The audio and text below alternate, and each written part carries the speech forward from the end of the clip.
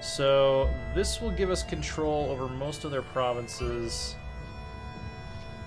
We're gonna march our main army up this way next. Because we want to take provinces from the Aidui, if possible, so we can kind of consolidate our rule in this area.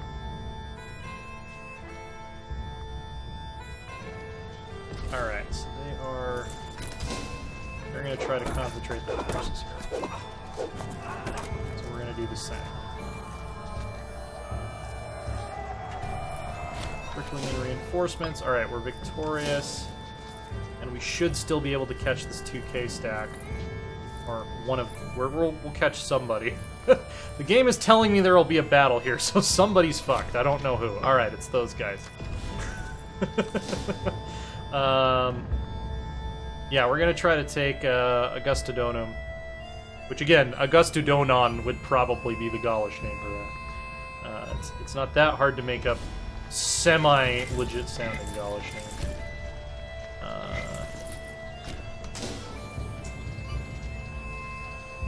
Please turn the music down, I'm hearing. I will do that. Thank you for letting me know that it is too loud. There we go. Let me know if that's any better. If not, I'll turn it down a little bit more.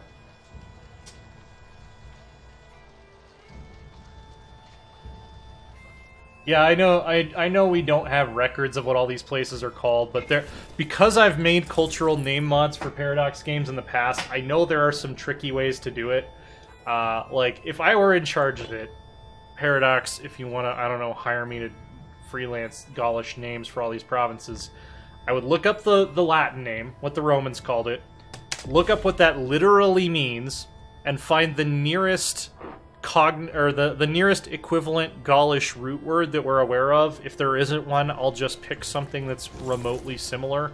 And that's generally, like, if I'm doing it for an RPG or if I'm doing it for a mod or something, that's how I do it. You might hear some clicking right now because Casey is trying to dig in the carpet by the microphone. Casey, you can't dig there. You can't dig there. It's carpet. She's super bored. She gets funny ideas in her head when she's bored. Alright, they're going to try to retake the fort. That's not going to go well for them. Level 8 general... Did our level 9 guy die? He got a level... Oh, no. His skill has gone down. Because he has dementia and an infection. Okay, so... A really good general is not feeling very well right now. He's an older man. He's seen many battles. This life of war is catching up to him.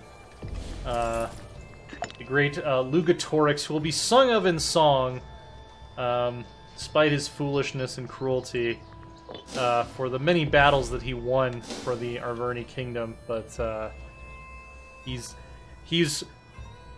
currently been told that when they saw his approach, the enemy army turned and fled, and he's glad that his dread reputation was enough to cause that to happen, because quite honestly, he didn't want to fight another pitched battle. Is it just me, or does Imperator seem a little underbaked? Parts of it definitely do. If I compare it to EU4 1.0, I think it actually compares fairly favorably. I think a lot of people don't remember how, like, undercooked EU4 felt at launch. Granted, it's the fourth game in a series where they were building on 3 games worth of other mechanics. But I especially agree with you when it comes to tribal rulers. A lot of this you can read in my review. I reviewed the game for IGN. If you go check out IGN, my review is up there right now, including video and 2,600 words of written review, which is the longest review I've ever turned in. But yeah, I think the tribal mechanics are definitely underbaked. Playing as Rome is a very different experience from playing as, the Arverni. I think you were meant to play as, like, Rome or the Diotiki to start with. Although, granted, again, to compare it to EU4, playing as a tribe right now in Imperator is, like, way better than playing as the Iroquois in EU4 1.0, which was basically, you have nothing to do, just sit around until the Europeans show up and then die. It's definitely better than that, so... Yeah, and in perspective, I think, in a way, that's correct. It does feel underbaked. Also, though, if you compare it to other Paradox games at launch, I don't think it's the worst one by far, in terms of feeling unfinished. So, these guys, can we scare them off? Can't scare them off, but that's kind of good. I don't know why it's not telling me there's going to be a battle there, because I feel like there definitely is going to be. Ludna. Oh, that's why. They're marching down here, even though it looks like they're going west. I don't know what they're thinking there. Alright, so you stay there, I guess. I mean, we'll see what they're going to try to do. Volcatia. Just tell me if they're going to revolt. Like, I'm not super concerned about that right now. If they're not going to revolt, I don't need to hear about it.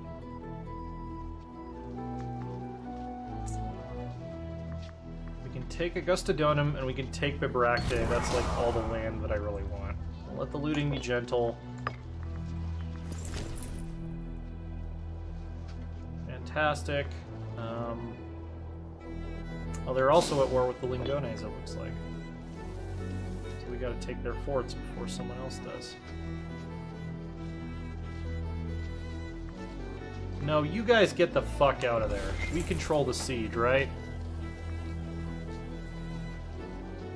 No. Okay. All right. Well, then screw you. We're not gonna help you. You can siege that all by yourself. We're not gonna help you at all. Okay, now you're leaving? Now you're leaving? Alright, if you're gonna leave, we're gonna turn around and siege it.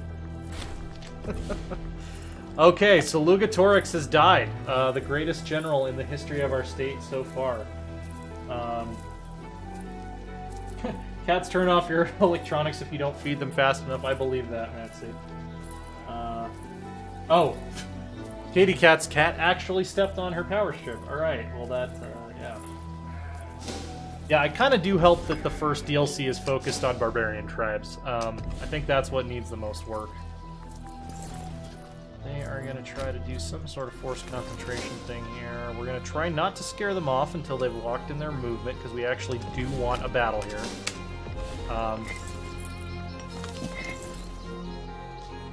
Okay, so that left us... Yeah, so here's another thing that's weird about tribes. If a clan chief dies, and then that clan gets elected to power, you take over their old clan host, and now have to pay maintenance for it. So I'm probably going to disband these guys after this war is over. It's weird. It's not fully. It's got some jank to it. There's some jank going on with tribes right now. That is an undeniable fact.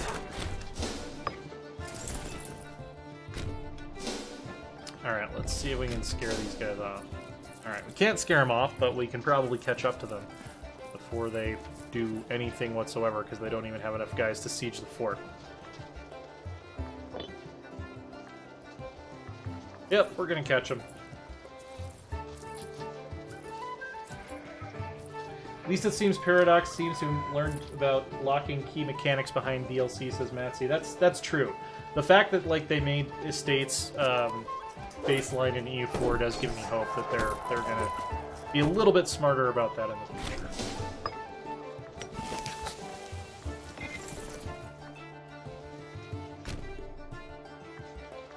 Okay, so we got a 3K, we got these guys, we got these guys. I almost just want to disband these guys now, but I don't think we would do that well without them. Well, we do have another clan retinue building. Let's wait and see how the next round of battle goes, because I don't necessarily want to be bleeding money. Hey, we're in remission from our previous ailment, so... we need a new arbitrator. Divicus is definitely a Latinized name. That's an actual name of an actual Gaulish character who was important in the Gaulish Wars, but it was definitely a Latin name. We'll make him our arbitrator.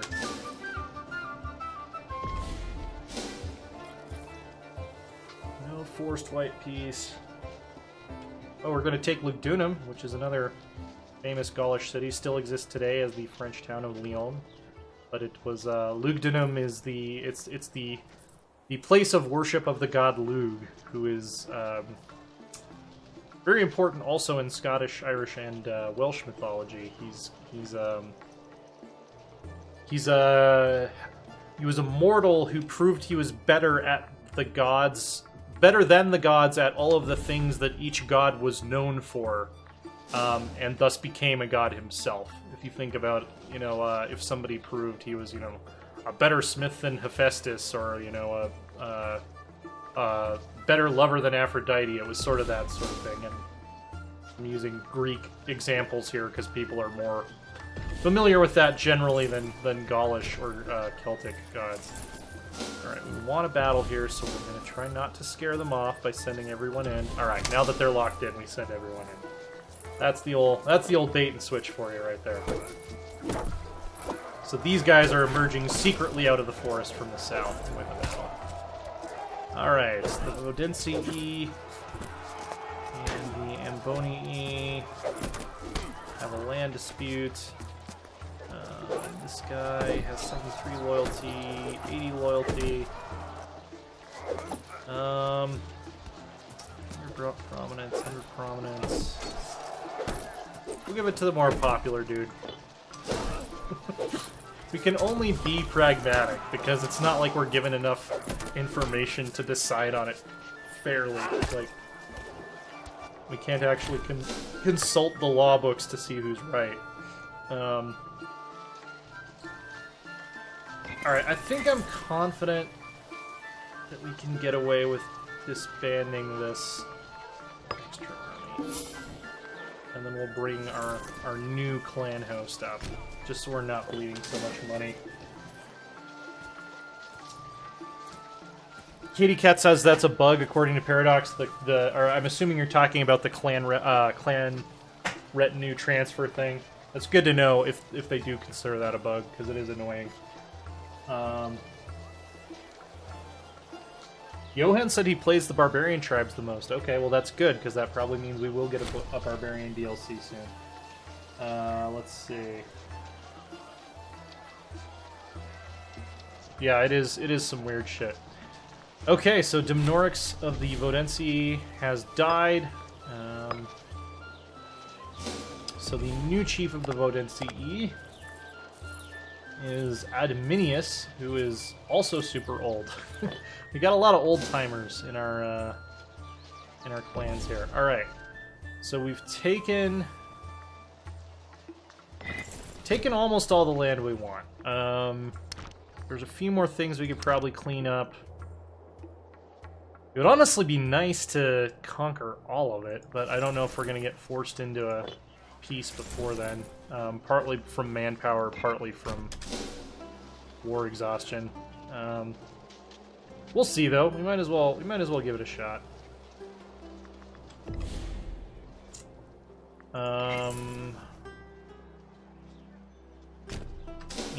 Let's try to take Isar Nodurum, which I don't know. Is that Isara? Isara is actually another very, well, I won't say well-known, but if you're a fucking Celtophile geek like I am, it's a well-known city from the ancient world. So yeah, I don't know if Isara Durum is Isara, but it might be. It was an important worship site. Let's see. Yeah, okay. Yeah, you guys are doing what you need to be doing up there. It's kind of dangerous to detach a clan army from our main army like that, but I'm not super duper worried about it right now.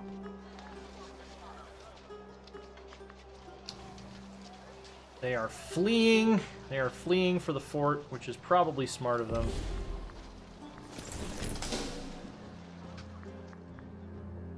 Alright, cool. We've basically ended the war on the northern front.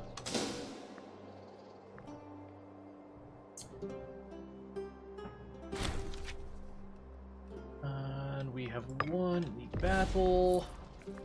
Looks like we're gonna win this battle as well. I'm kind of concentrating everybody here.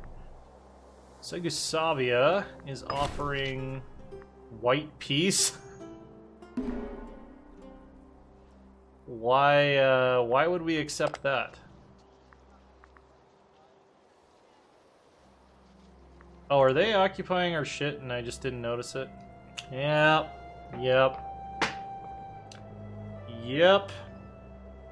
That happened. As it sometimes does when TJ is at the controls. We're gonna win this battle, and then we're gonna go chase down their offensive armies that have apparently been kicking our ass all across Gaul without me noticing it because we don't have... How did they get down there? Like, okay, so they didn't go through Kurgovia, so they must have just negotiated military access like straight across the western flank of the Alps or something. Like, in my defense, I did not think they could get down there. Alright, where's my good army? Alright, you guys, we're gonna go deal with this. Did they take anything important? I don't think they've taken any forts. So this should be a quick turnaround. We're gonna go take our shit back. Oh, you scamps. You absolute scamps. Probably still have some armies down here, so we should be a little bit careful. Or retreated past the fort. Can they? They don't have any allies down here. Can they just retreat past a fort into enemy territory? That would be kind of weird. That's probably something that should be fixed. We need an oratory invention man. I don't even know what you would call that.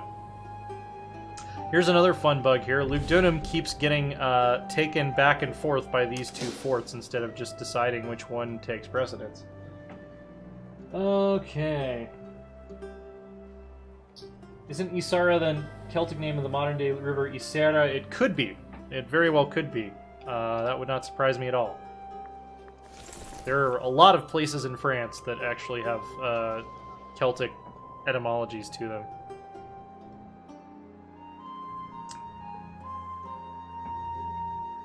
Although, interestingly enough, not very much Celtic at all has survived into the French language as far as like everyday use language, but a lot of place names have.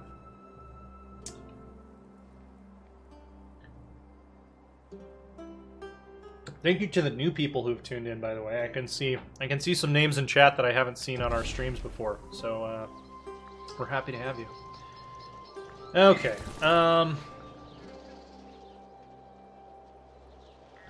Now I said I wouldn't split our forces. I do kind of want to keep one army up here to defend against shenanigans, though. Because we don't... Honestly, at the end of the day, we don't have time for shenanigans. Shenanigans, actually, a Celtic word, believe it or not. So it's appropriate that I'm using that to describe our current situation. Yeah, let's do this. This is our 5k stack. They're gonna lead. 5k stack can go right there. That way we'll take stuff back faster and get our war score back faster. Looks like the Sequani are getting their asses kicked by the Roraki.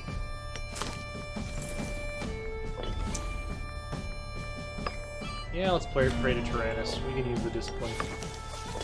Even though the war is mostly won. And we are getting positive manpower back every month now. Thank the gods.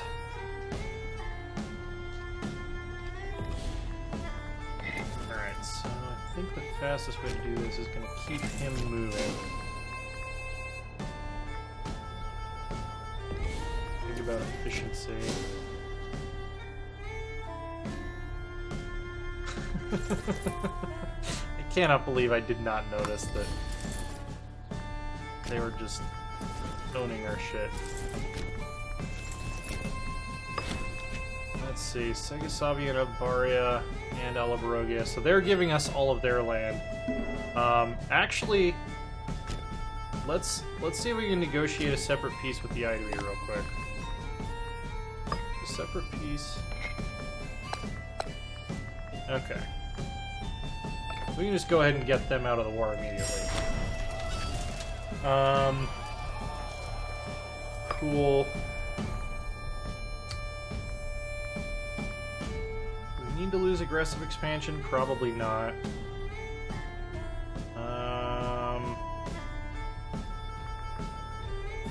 Yeah, let's just crucify him for the popularity points. Crucifying people for brownie points just seems to be the optimal strategy in Imperator most of the time. Lingones, no, we actually don't want you marching through because we want to take the land that you are also currently trying to take. Look at this freaking border door. We have such a big, like, weirdo snake thing going on. Okay, these guys are marching to... Oh, we're near Vesantio. That's also another important location from Gaulish history. Looks like we can catch up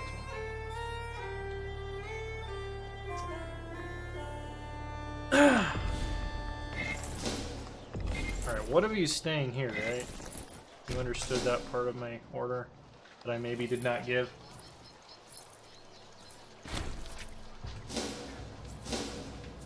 Let's see.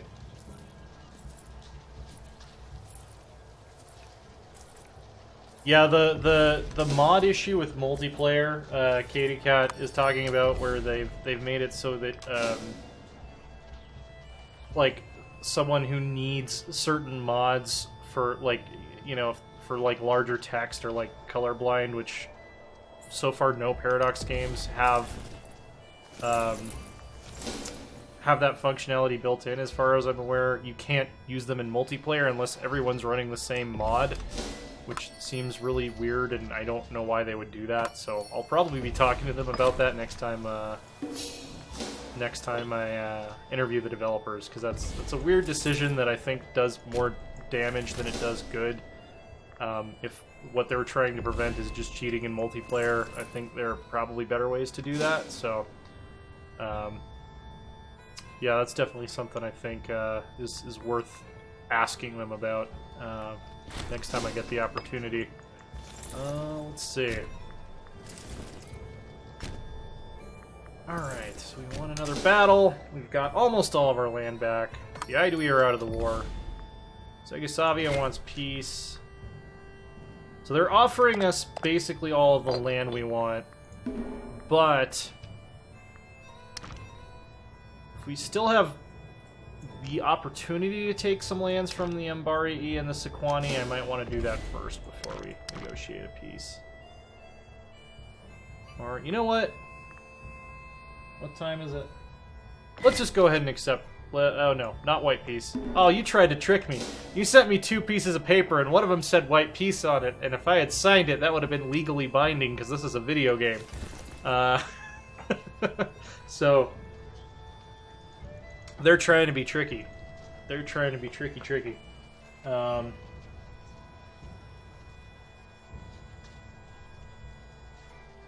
Shenanigan comes from the Irish word, I cannot pronounce that because I'm not Irish. I've studied a little bit of Irish. Shauna is saying more than you might think the Celtic etymology of French words. I actually looked up a list one time and it didn't seem very long, but it's possible that it was not a comprehensive list. I would be interested to know how much, like by percentage, how many Celtic words have, or how many French words have Celtic etymology. Let's see.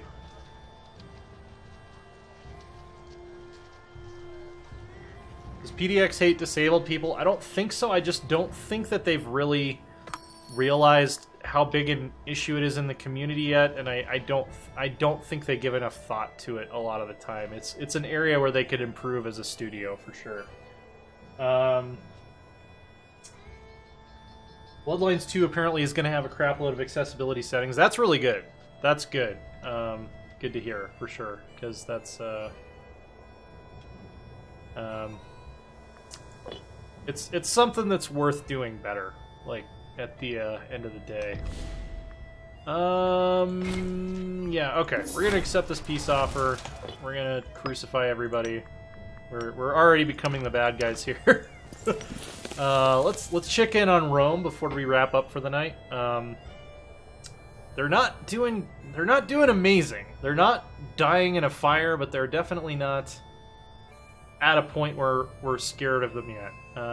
So we'll see.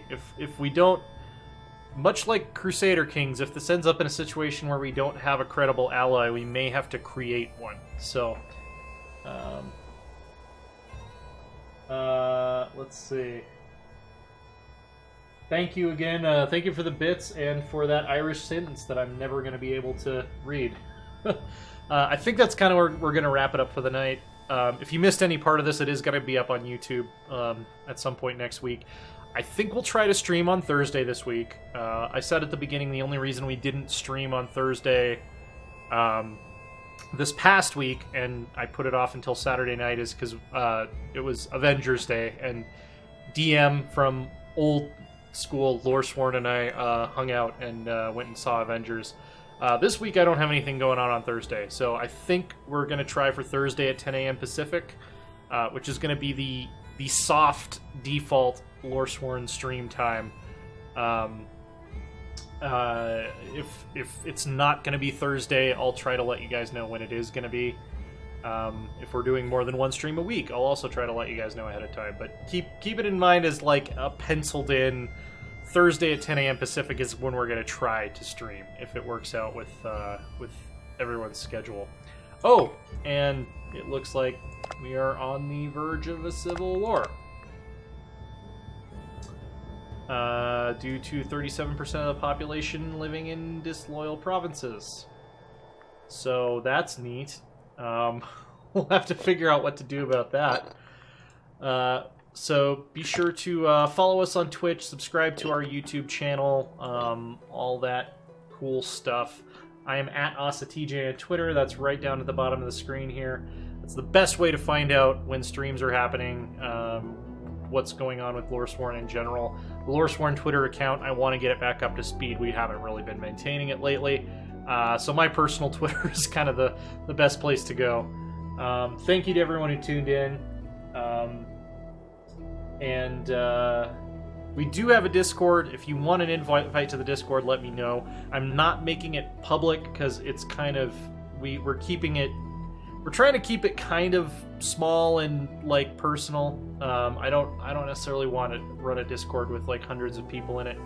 At least not without hiring some more like serious moderators who actually have the time to do that, who I can actually like responsibly ask to do that. And that is going to be about it. So we'll see you guys hopefully Thursday. If you're watching this on YouTube, I'll just be uploading it in 30-minute segments throughout the week until we run out of content, as I've said before. And I do have some plans to do some lore videos about this run as well.